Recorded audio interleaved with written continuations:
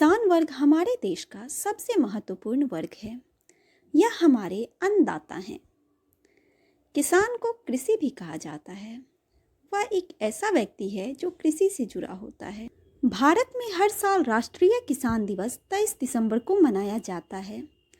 भारत के 5वें प्रधानमंत्री चौधरी चरण सिंह की जयंती के रूप में किसान दिवस मनाया जाता है।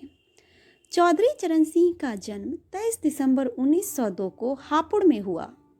इन्होंने अपने कार्यकाल के दौरान किसानों के जीवन को बेहतर बनाने का हर संभव प्रयास किया और कई कृषि बिल पारित किए गए। किसानों के लिए इनके अतुलनीय योगदान के लिए साल 2001 से 23 दिसंबर को राष्ट्रीय किसान दिवस मनाया जाने लगा। चौधरी चरण सिंह का जन्म एक किसान परिवार में हुआ था, जिनकी वजह से वह किसानों की समस्याओं को लेकर पूरी तरह अवगत थे। इसी कारण से उन्होंने किसानों को समर्थन देने की पूरी कोशिश की।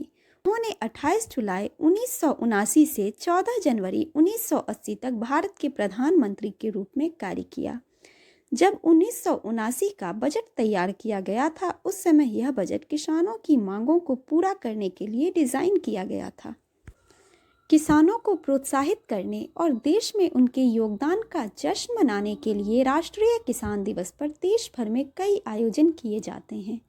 इस दिन किसानों के लिए कई सेमिनार जिला और ब्लॉक स्तर पर आयोजित किए जाते हैं, जिसमें कृषि अधिकारी और कृषि वैज्ञानिक किसानों को खेती करने के लिए नए नए तरीकों और देश में फसलों के नवीनतम आंकड़ों को उनके साथ साझा करते हैं।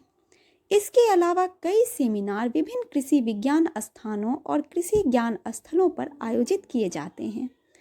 इन सभी सेमिनारों में किसानों को कृषि बीमा योजनाओं और भारत सरकार की अन्य योजनाओं के बारे में विस्तृत जानकारी दी जाती है। इसके साथ ही सरकार भी इस दिन किसानों के हित के लिए नई नीतियों की घोषणा करती है,